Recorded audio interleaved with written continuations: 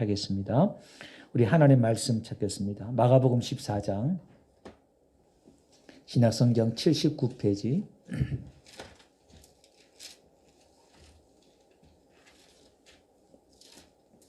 마가복음 14장 3절에서 9절까지 제가 한 절 여러분의 한 절 한 절씩 찾도록 하겠습니다. 예수께서 베다니 나병 환자 시몬의 집에 식사하실 때에 한 여자가 매우 값진 향유 곧 순전한 나드 한 옥합을 가지고 와서 그 옥합을 깨뜨려 예수 머리에 부으니 어떤 사람이 화를 내어 서로 말하되 어찌하여 이 향유를 허비하는가. 이 향유를 300데나리온 이상에 팔아 가난한 자들에게 줄 수 있었겠도다 하며 그 여자를 책망하는지라.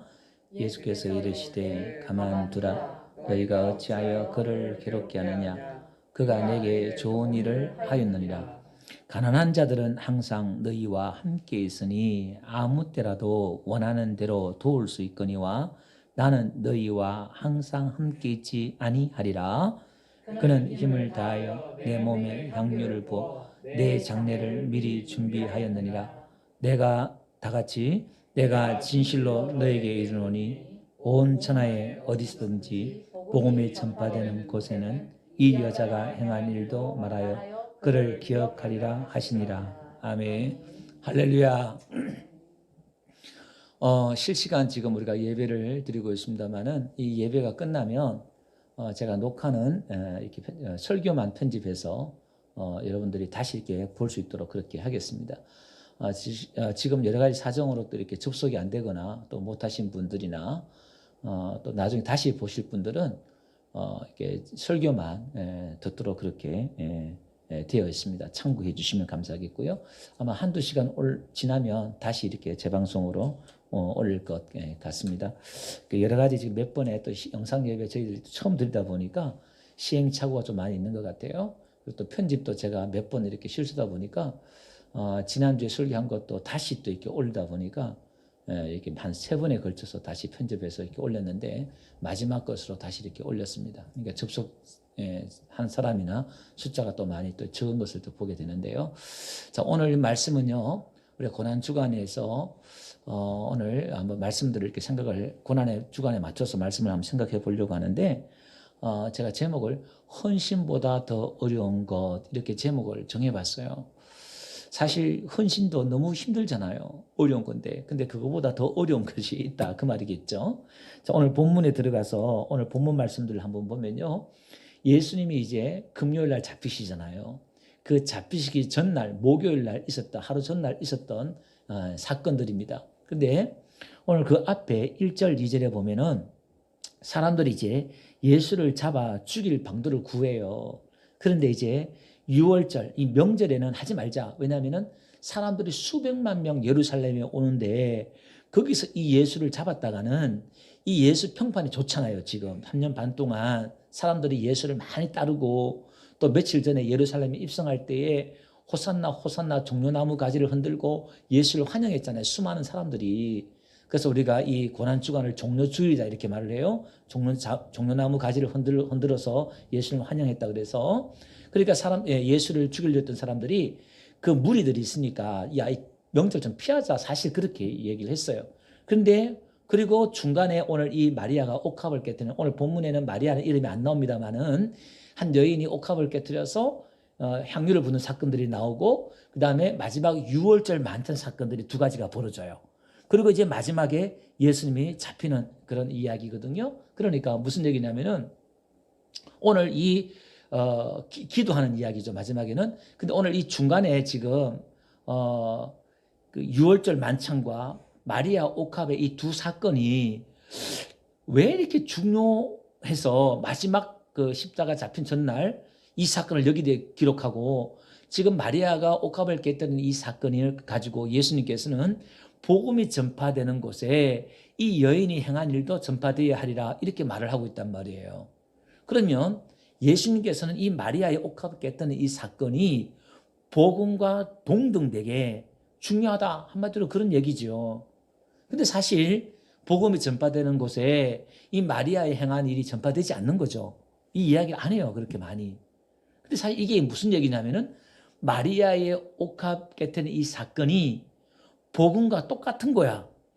예수님이 십자가에 죽은 그 정신과 마리아의 옥합에 깨트린 이 사건의 정신과 똑같은 거야.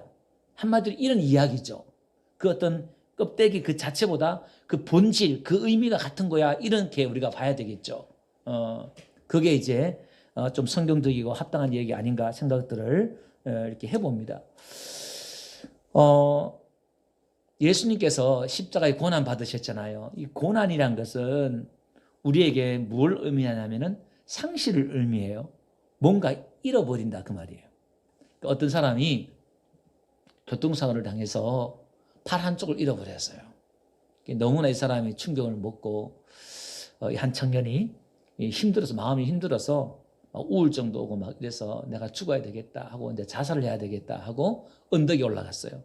해변가 언덕에 가서 어두운 밤에 이제 자살하려고 하는데 해변가에 이렇게 보니까 어떤 사람이 막 몸을 흔들면서 춤을 추고 있는 거예요.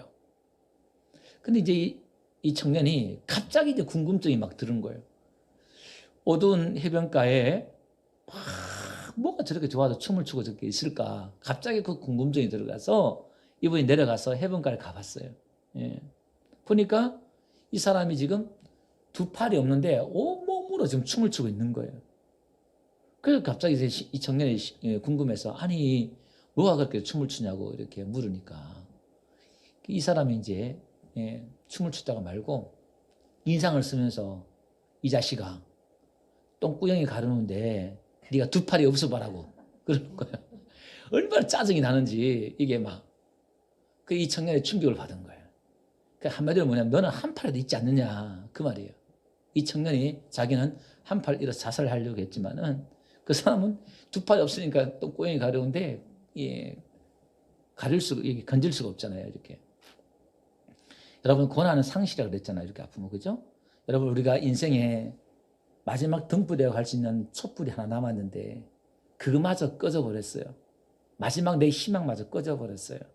그 사람들 거기에 다 인생을 포기하고 자살을 하고 그래요. 여러분 그 촛불이 꺼졌을 때 이제 끝났다 생각할 때에 어떻게 보면 희미하지만 하늘에 반짝이는 별빛을 우리가 볼 수 있잖아요.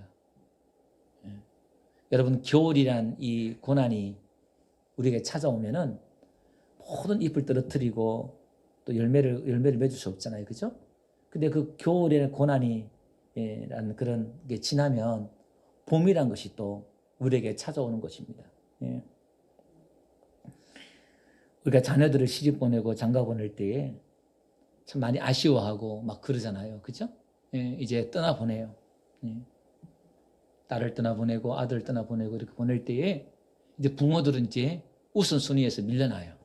이렇게 뭔가 허전하고 또 자녀에 대한 애착이 있는 사람들은 특별히 더 심하겠죠. 이렇게. 근데 그 자녀를 잃는 동시에 뭘 얻습니까? 손주를 또 얻잖아요. 우리가 잃는 것 같지만 상실하는 것 같지만 얻는 게 있다는 거예요. 여러분 이 고난주간을 통해서 주님께서 십자가를 통해서 모든 걸 다 잃어버린 것 같고 상실한 것 같지만 부활이라는 열매를 얻은 줄로 믿습니다. 우리가 잃는 게 아니다. 그 말이죠. 오늘 헌신이라는 이 주제에 대해서 우리가 좀 살펴볼 텐데요. 헌신이라는 이 말, 이 헌신이라는 것은 상실을 의미해요. 내 시간을 투자하고 내 물질을 투자하고 어떻게 보면 상실을 의미하는 거예요. 오늘 이 본문의 4절에 보면 이 마리아가 옥합을 깨뜨리니까 제자들이 막 야단을 쳐요. 왜 그걸 허비하느냐. 더 많은 어려운 사람들에게 구제하면 좋을 텐데 왜 그걸 허비하느냐 이렇게 말해요. 그러니까 이 마리아의 헌신은 한편은 뭐죠? 허비예요. 상실이다 이 말이에요.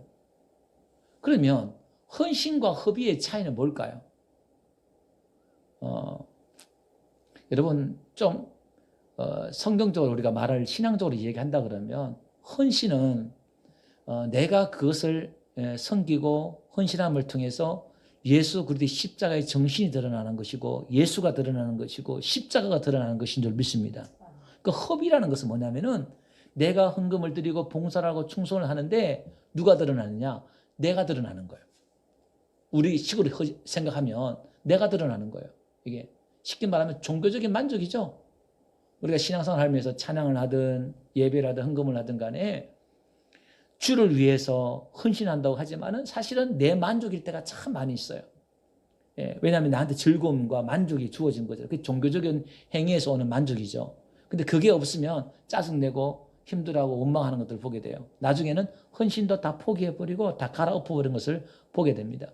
자, 어쨌든 간에 이 제자들이 지금 이 마리아를 야단칠 때에 왜 허비하느냐? 이것은 그들 책망하잖아요. 근데 이게 잘못된 게 아니에요. 이 명절날 그들이 하나님 앞에 예물을 드리고 또 가난한 사람, 어려운 사람들을 도와주는 게 율법에 근거해서 그들이 행하는 하나의 행위들이었다. 이 말입니다. 그러면 이들이 허비라고 생각했을 때는 투자 대비 결과가 없는 거예요. 그러니까 우리가 허비란 것은 내가 투자한 만큼 헌신한 만큼 결과가 없는 거예요. 그걸 허비라 이렇게 볼 수 있겠죠. 왜 쓸데없는 짓을 하느냐 한마디로 그 말이죠. 지금 마리아가 쓸데없는 짓을 하는 것처럼 보였다 이 말이죠. 여러분 우리가 십자가를 따른다는 것은 헌신한다는 것은 이렇게 보일 수가 있어요. 결과가 없는 곳에 내가 헌신하고 내가 시간을 투자하고 물질을 투자하는 것처럼 보일 수 있다 이 말이에요. 사람들 보기에 성도들 보기에 허비하는 것처럼 보일 수가 있다 이 말이죠. 그래서 오늘 헌신보다 더 어려운 것 제목을 정한 이유가 여기 있어요. 지금 이 제자들이 책망을 하는 이 제자들 어떤 제자들이냐? 자기의 모든 것을 다 버리고 예수를 따랐던 제자들이에요. 그리고 3년 반 동안 끝까지 예수님을 따랐던 제자들이에요. 근데 이들이 바라봤을 때는 이 마리아의 행위가 다시 말해서 예수님이 칭찬하고 인정했던 이 마리아의 헌신, 복음의 정신이 그들 보기에는 십자가의 정신으로 보이지 않고 허비로 보였다. 한마디로 그 말이겠죠.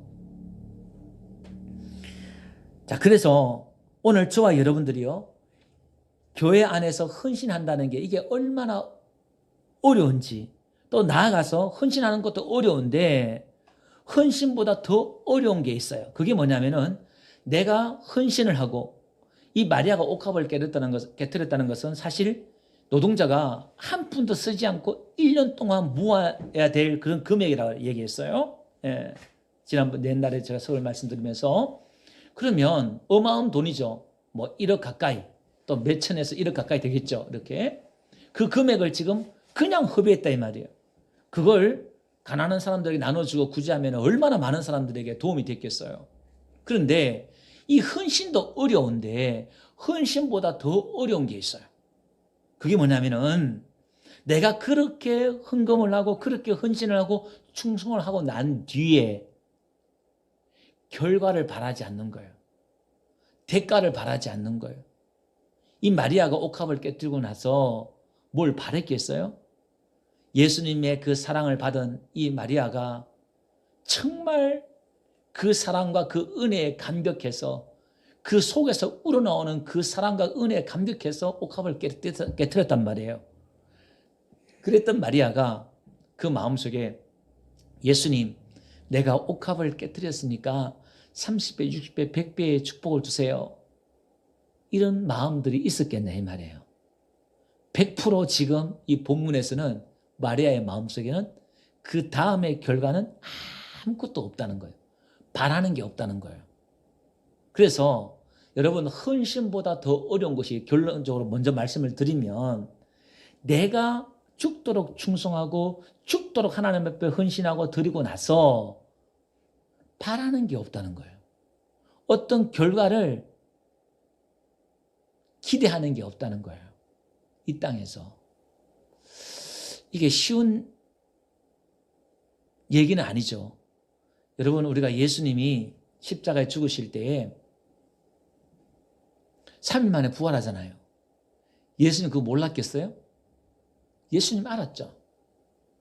그러면 예수님은 고난받고 십자가 질 때에 까짓 그 3일만 참으면 되는데 뭐. 그 이를 악물고 참으면 되잖아요. 근데 예수님께서는 그게 뭘 그렇게 어려워서 땀방울이 핏방울이 되도록 3번이나 그렇게 피를 짜내면서 할 수만 있거든. 이 잔을 내게서 옮겨달라고. 보통 사람도 아니고 예수님이 부활할 걸 아시는 분이 왜 그렇게 기도했겠냐 이 말이에요. 십자가가 뭘 그렇게 고통스러워서 그렇게 기도를 했을까요? 여러분, 예수님의 십자가는 내가 3일 만에 부활할 거니까까지 이건 참겠지, 이게 아니라 말 그대로 결과를 기대하지 않고 그 십자가를 쥐고 헌신하는 거예요. 여러분, 예수님의 최고의 헌신은 뭐죠? 인간의 몸을 입고 이 땅에 오신 성육신한 그 자체, 그리고 십자가를 졌다는 것, 그게 최고의 헌신이잖아요. 그게 성김이고, 인자는 성김을 받으러 온 것이 아니라 성기로 왔다. 그리고 오늘 이 본문 사건 뒤에 이 최후의 만찬 6월절 이 사건 속에서 제 아들의 발을 씻겨주는 사건들이 나오잖아요. 성김. 그러니까 기독교의 헌신은 뭐냐? 성김이고, 저는 그렇게 봐요. 성김이고 희생 뭐 이렇게 볼 수 있잖아요. 그죠? 이것도 대단한 거예요. 사실 대단한 거죠. 예수님이 그렇게 이 땅에 성기로 오셨다 이 말이죠. 대가를 바라지 않고 우리를 성기로 오셨다 그 말이죠. 그러면 오늘 우리가 이 고난주를 맞이해서 예수님이 가신 그 길을 따라가려고 할 때에 마태복음 16장에 보면 예수님께서 제 아들이 이렇게 말을 해요. 누구든지 나를 따라오려거든 자기를 부인하고 자기 십자가를 지고 나를 따를 것이니라, 이렇게 말을 해요. 사실 그 앞에 사건이 뭐죠? 야, 인자가, 사람들이 인자를 누가 하느냐 이렇게 말할 때에 베드로가 멋있는 고백을 하잖아요. 저는 그리스도시요 살아계신 하나님의 아들이시니다. 예수님이 칭찬을 해요. 베드로를 칭찬하죠. 이를 알게 하신 하나님이다. 그러면서 자기가 죽을 것을 이야기를 하자. 3일 만에 이제 십자가 죽을 것을 이야기를 해요. 그러니까 베드로가 예수님을 야단치잖아요. 쓸데없는 얘기 하지 말라고, 그런 얘기 하지 말라고 막 그런 얘기를 해요. 그 예수님이 사탄아 내 뒤로 물러가라 이렇게 말을 해요. 예수님은 죽겠다 그러는데 베드로는 그걸 막아요. 그러면서 예수님께서 하신 말씀이 예수님을 따라오려거든 자기를 부인하고 자기 십자가를 져라 이 말이죠. 여러분, 자기를 부인하고 자기의 십자가를 진다는 게 무슨 말일까요? 자기를 부인한다. 지금 이 베드로 입장에서는 예수님이 죽으면 자기들이 지금 3년 반 동안 투자한 것이 다 무효가 되는 거예요. 헛것이 된다 이 말이에요. 사람들이 벌떼같이 구름떼같이 몰려들고 예수님 가는 데마다 몰려들고 기적이 일어나고 막 놀라운 일들이 벌어졌잖아요. 그럼 그것을 세력화해서 이제 뭘 하겠다는 거예요? 제 아들의 마지막까지 야고보와 요한이 어머니까지 동원해서 한 놈은 좌편에 한 놈은 우편에 앉혀달라고 청혼한 것처럼 온 제 아들이 마지막 주님 십자가 죽을 그 순간까지 서로 싸우고 다퉜단 말이에요. 뭐죠? 어쨌든 높은 자리에 올라가려고 뭔가 힘을 가지려고 했단 말이에요. 이게 내가 헌신하고 봉사한 것에 대한 결과를 기대했다 이 말이에요. 바랬다 이 말이에요. 그럼 그것은 뭐냐? 그 순간 기독교가 아니고 십자가가 아니고 그들이 지금 예수님을 따라간 게 아니에요. 3년 동안 예수님을 따라왔지만 만약에 그들이 그때 죽었다면 예수님이 뭐라 그랬을까요? 천국 갔을 때 나 너 모른다 그랬을 거예요. 그래서 예수님이 자기를 부인하고 자기 십자가를 져라 이 말은 내가 그렇게 헌신을 하고 거기에 대한 결과를 기대하지 않는다는 거예요. 여러분, 교회에서 가장 힘든 사람들이, 교회를 가장 힘들게 하는 사람들이 누굴까요? 제가 몇 번을 언급을 했어요. 교회에서 교회를 가장 힘들게 하는 사람이 목사예요. 왜냐하면 가장 힘이 있으니까. 그 다음에 장로예요. 그 다음에 교회 헌금 많이 한 사람, 열심히 봉사한 사람. 이런 사람들이 가장 교회를 힘들게 해요. 왜냐하면 교회 많이 헌신하고 봉사하니까. 누구보다 신경을 많이 쓰니까. 누구보다도 많이 헌금을 하니까 이 사람들이 그렇게 해서 뭐 하느냐? 교회에서 힘을 가져요. 그리고 이 사람들의 영향력이 교회에 미치기 시작해요. 그래서 한국 교회가 가장 지금 병들은 게 뭐냐? 교회가 힘을 가졌다는 거예요. 무슨 힘? 돈이 있어요. 권력이 있어요. 교회 가면 그걸 얻을 수 있는 거예요. 그 세상에 가서 권력을 갖지 못하고 성공하지 못한 사람들이 교회 와서 권력을 가지려고 그래요. 뭐냐면은 집사를 따려고 해요. 장로를 따려고 그래요. 왜? 힘 있으니까.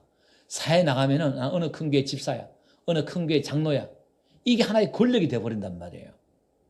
그러니까 교회가 그때부터 부패하고 썩기 시작하는 거예요. 교회가 힘을 갖는 순간, 교회가 세력화되고 힘을 갖는 순간 교회는 썩기 시작해요.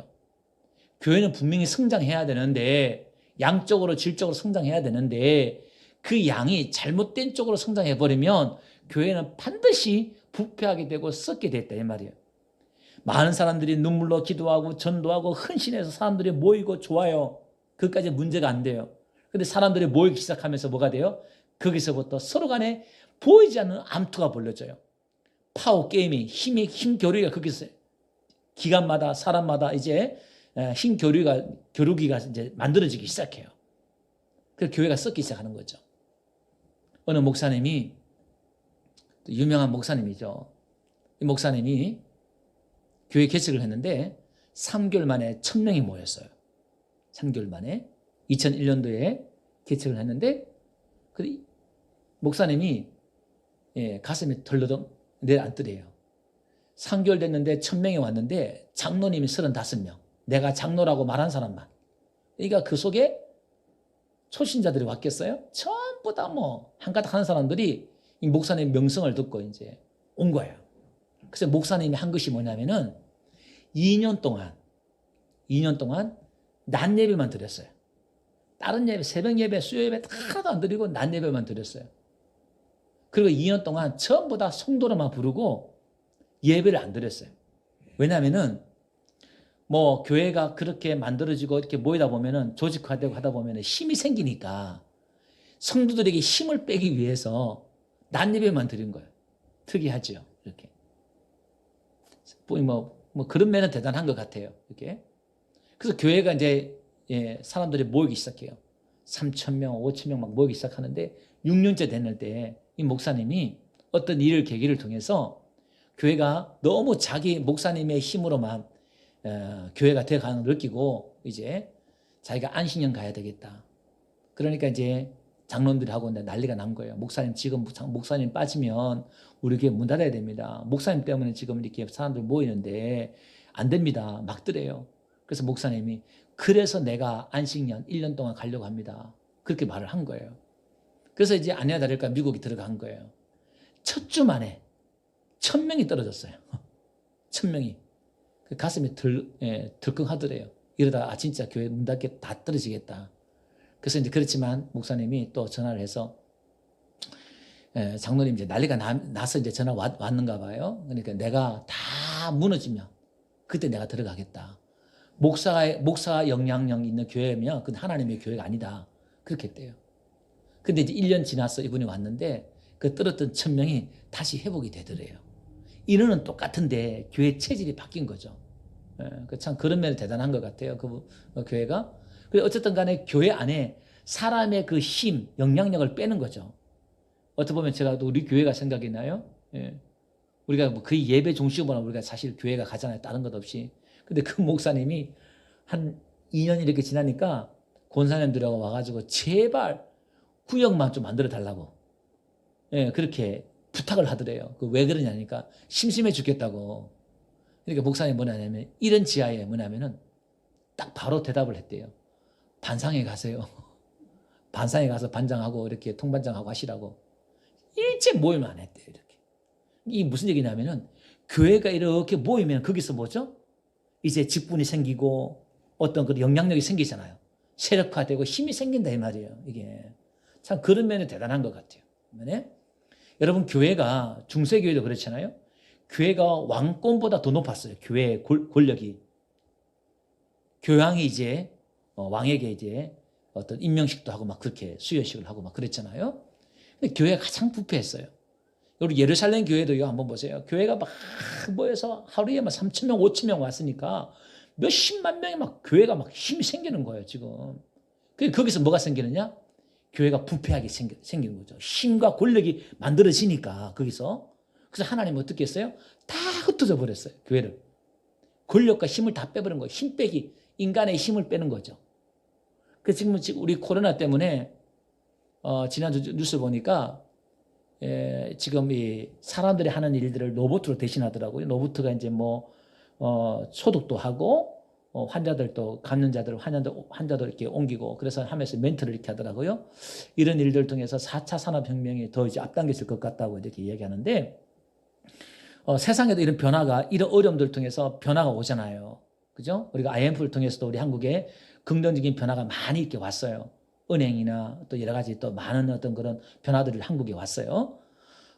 지금 우리 교회에도 저는 생각합니다. 이 코로나를 통해서 지금 하지 않던 그런 영상 예배라든지 흩어서 지금 예배 드리고 이런 것들이 그러니까 교회 안에 지금 세력화되고 힘이 되었던 인간이 세웠던 그 바벨탑은 무너지고 하나님으로 선 하나님의 그 신앙만이 남을 줄 믿습니다. 인간의 힘과 권력으로 세워진 교회는 반드시 지금 쇠퇴하고 무너질 것입니다. 그렇지만 오늘 우리가 저와 여러분들이 신앙과 믿음으로 서 있었던 신앙이라 그러면 우리는 흔들림 없이 이 어려운 난국을 다 이겨나가고 다시 모여서 예배 드리고 성장하고 부흥될 줄 믿습니다.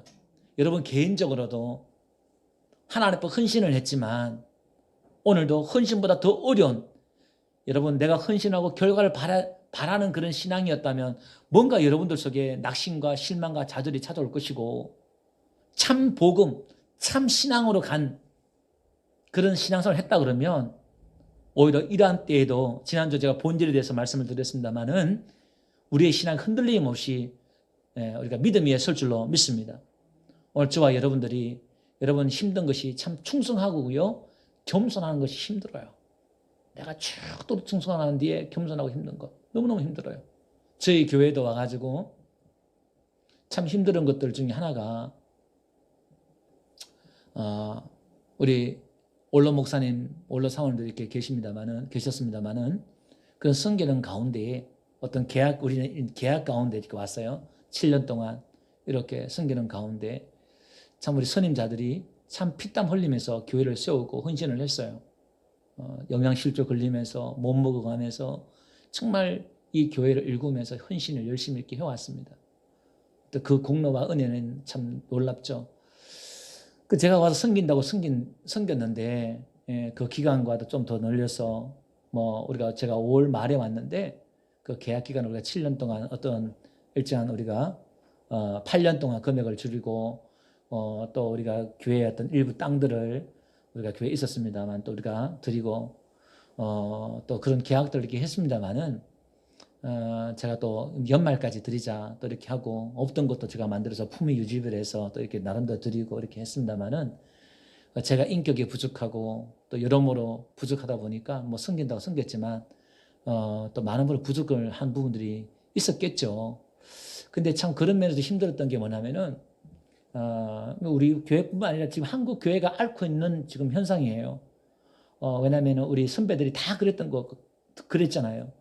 다 천막 치고 배 구르러 가면서 그렇게 이 한국 교회를 읽었잖아요. 다 그렇게 개척을 했어요. 근데 이제 문제는 뭐가 이 마지막이 문제예요. 그렇게 헌신을 했는데 그 헌신도 얼마나 어려워요. 그래서 초창기에는요 다 목회자 안 되려고 그랬어요. 목사 안 되려고 그랬어요. 그 신학교마다 다 미달이에요.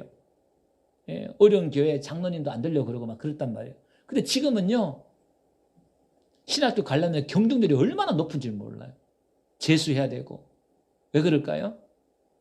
교회 목사 되는 것이 헌신하는 게 아니라 목사가 힘을 가져요. 돈이 있어요. 물론 한국 교회 한 20%밖에 안 됩니다만은 거의 80%는 다 미자리 교회잖아요. 우리 교회부터 시작해서 생존에 이제 문제를 가지고 한 주 한 주 버텨야 될 그런 교회는 사실 문제가 될 것 없어요. 근데 나중에 이제 교회가 붕대가 문제가 되죠. 사실은. 근데 어쨌든 한국 교회가 많은 부를 축적하고 많은 사람들이 모이기 시작하고 힘을 가지기 시작했어요. 근데 그러다 보니까 거기서 뭐가 생기느냐? 이제 그걸 놓지를 못해요.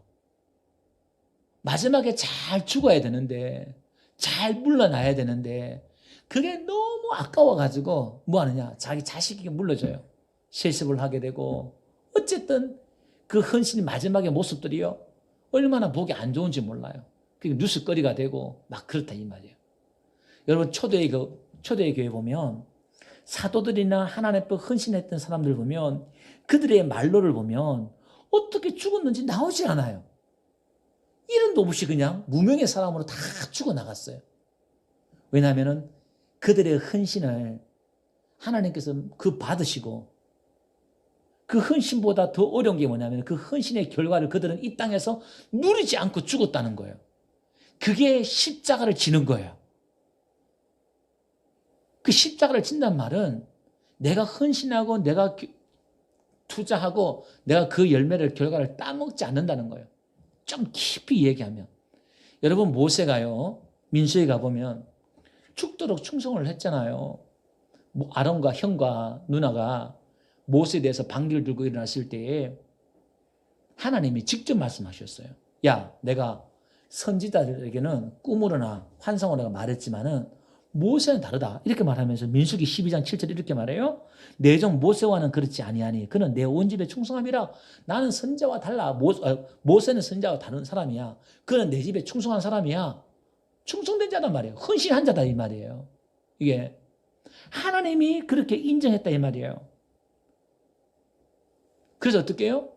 8절에 보니까 그와는 내가 대면하여 명백히 말하고 은밀한 말로 하지 않고 얼마나 충성했던지 하나님은 그를 직접 대면하고 환상으로 꿈으로 말하지 않고 그랬다 이렇게 말을 하고 있어요. 자, 그러면 이렇게 모세는 40년 동안 그렇게 충성을 했으면 하나님께서는 가나안 땅에 집어넣어 줘야 되잖아요. 근데 하나님은 가나안 땅에 뭐 안 집어넣어요. 화를 한번 냈다고 성질을 한번 냈다고 하나님은 가나안 땅에 집어넣지를 않아요. 그리고 모세의 시체도요 아무도 모르게 산에 가서 너 죽어 그냥. 모세 시체가 어디 있는지 무덤이 어디 있는지 아무도 몰라요. 근데 그 시체 가지고 마귀가 싸워요. 천사와 싸워요. 자, 여기서 우리가 한번 보세요. 그러면 마귀는 왜 모세의 시체를 원했을까요? 죽은 시체 뭐다 어디다 써먹으려고 그래요. 근데 마귀는 모세의 시체가 필요했어요.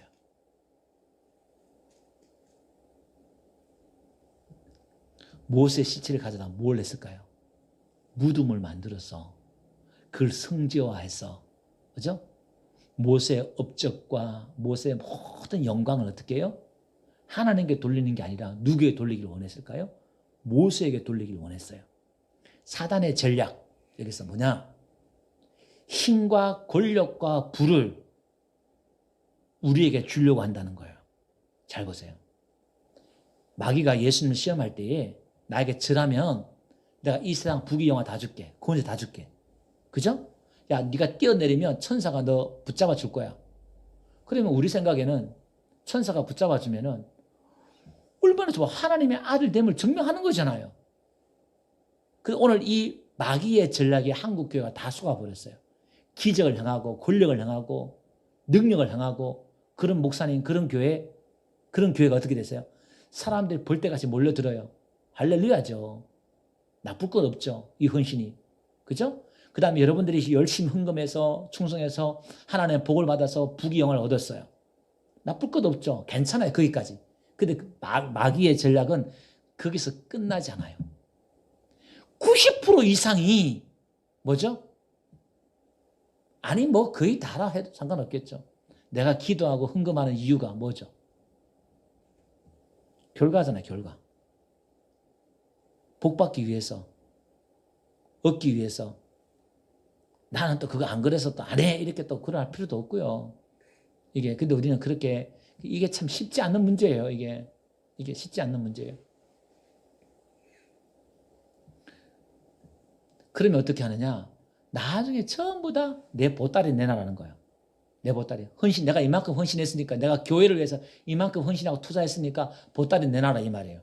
그래서 저는 신학교 때부터 기도했던 내용이 뭐냐면은, 언젠가 언급했습니다만은, 노태우 대통령이 퇴임하고 난 뒤에 어마어마한 몇천억 돈을 비자금을 감춰놨잖아요.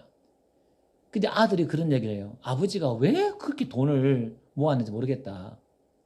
제가 그 이야기를 언급하며 그런 얘기를 했던 거 기억나실지 모르겠습니다만은 우리나라의 육사 출신들, 그 다음에 목회자들이 누구냐면 전부 다 가난한 사람, 제일 가난한 사람들이 갔던 것이 신학교나 육사들 출신들이에요.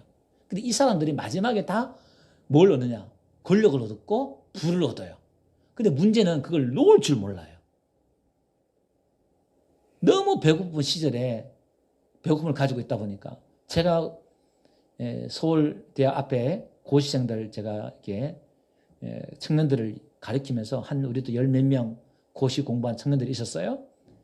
다 하나같이 배고프고 또 가난하고 힘든 애들이 목숨 걸고 공부를 해요. 정말 어떻게 얼마나 힘들게 공부하는지 몰라요. 그런 애들이 다 검사가 되고 다 그렇게 돼요. 근데 그들이 세계에도 없는 그런 권력을 갖잖아요. 이 검사 권력. 우리나라의 최고의 그런 권력이잖아요. 지금 이것 때문에 많은 지금 정치적인 이슈가 되어서 검찰 개혁의 대상이 되고 하는데, 근데 이들이 그 권력을 가지니까 제대로 쓰지를 못하는 거예요. 이게. 제가 이제 그때부터 신학 때부터 기도했던 게 뭐냐면은 마지막을 놓고 기도했어요. 내가 마지막에 성공했을 때, 세상적으로 목표 성공했을 때 그 마지막에 아름답게 잘 끝날 수 있도록, 마지막에 정말 잘 죽을 수 있도록 제가 그렇게 기도를 했어요. 지금도 그렇게 기도를 하고 있어요. 그게 지금 우리 한국 교회가 이렇게 몸살을 앓고 있어요.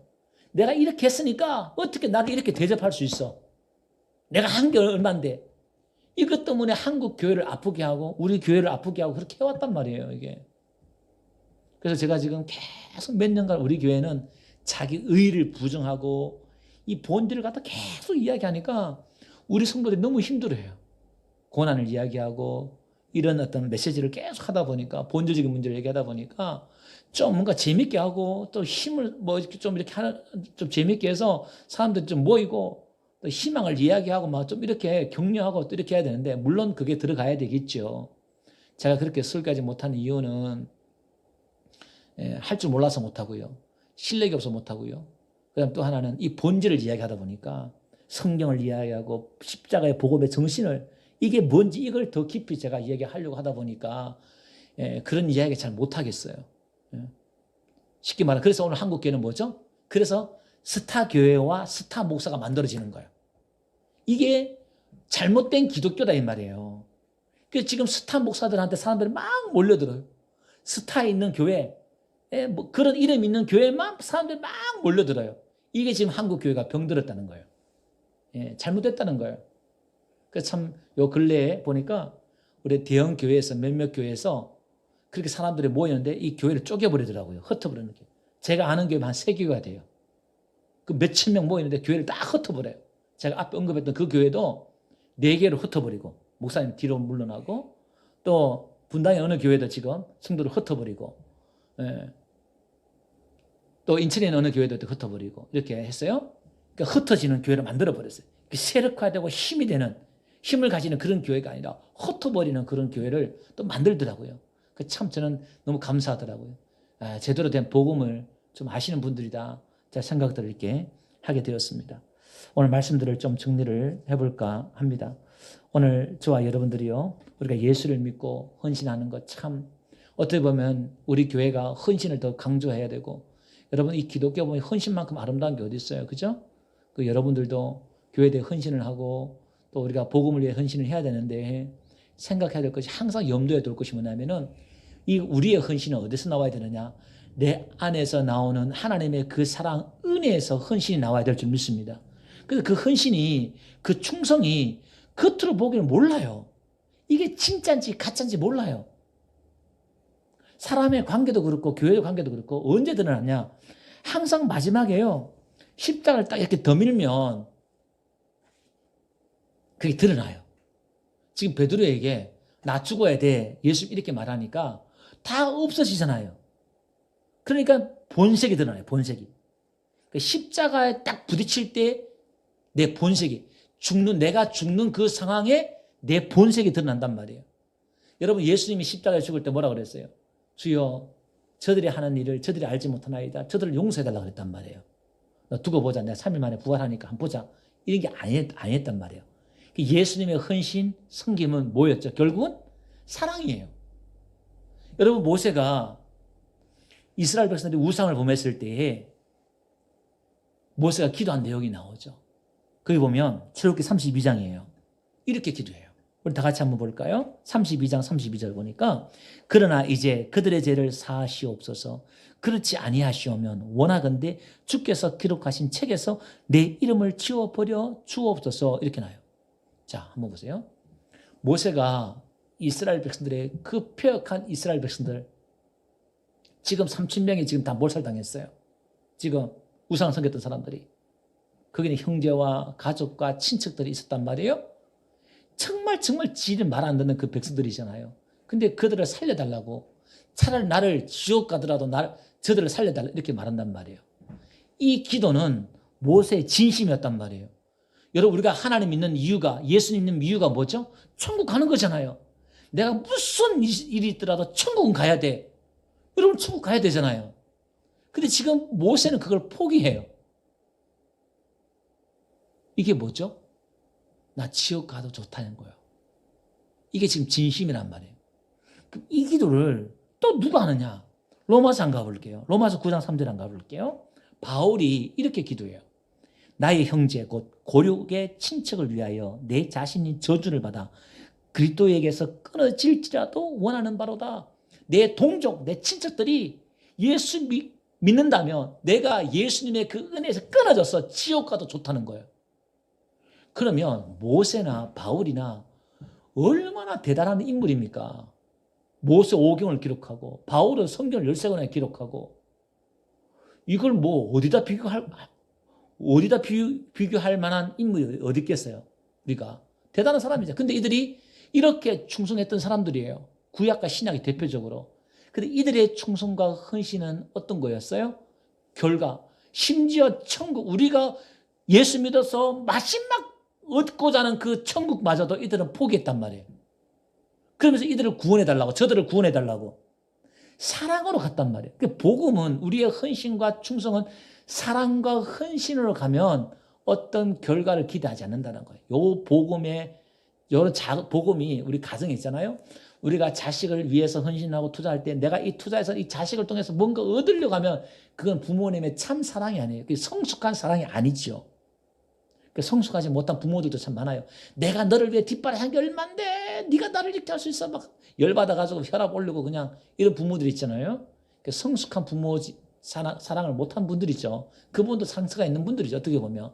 근데 정상적으로 성숙한 부모라면 자녀들에 대해서 대가를 바라지 않아요. 자녀도 마찬가지죠. 부모에 대해 대가를 바라지 않은 거죠. 그게 복음이에요. 그게 우리가 신앙으로 가져온다 그러면 예수님이 죄악 가운데 구원해 준 그 사랑이 얼마나 컸던지 바울은 내가 헬라인이나 유대인이나 모든 사람에게 내가 빚진 자다 했단 말이에요. 그 사랑이 얼마나 컸던지 하나님 나 지옥 가도 괜찮으니까 저 사람 그 사랑 알게 해주시고 저 사람 구원해 주세요. 그러니까 이 사람에게는 아무런 기대와 결과가 없다 이 말이에요. 근데 여기는 뭐가 없냐? 알력 싸움이나 갈등이나 파워 게임이나 이런 게 없다 이 말이에요. 말 그대로 그 공동체는 아름다운 공동체. 복음으로 세워진 교회는 하나님의 나라가 이루어진 교회, 그런 교회란 말이에요. 시기하고 질타하고 대하고 어떻게 목사님이 나를 이렇게 대할 수 있어? 어떻게 나에게 이렇게 대접할 수 있어? 예를 들면 막 늘 이런 거죠. 걸려. 늘 시험거리가 찾아와. 늘 시험거리가. 그래 복음 안에 사랑이 있는 사람은요. 시험거리가 없어요. 왜? 기대하지 않으니까. 사람에 대해 기대하지 않아요. 하나님의 그 사랑을 홀려 보내려고 그리고 내가 그냥 섬기는 거지. 이걸 해서 이 사람이 이렇게 어떻게 변화되고 기대하지 않는다 이 말이에요. 이게 말은 쉽지만 쉬운 문제는 아니죠. 오늘 여러분이 고난주간을 맞이해서 저와 여러분들도 참 이 복음의 정신을 회복하고 이 길을 걸어가는 저와 여러분들 되시기를 주 여러분 축원드립니다. 우리 614장 찬송가 614장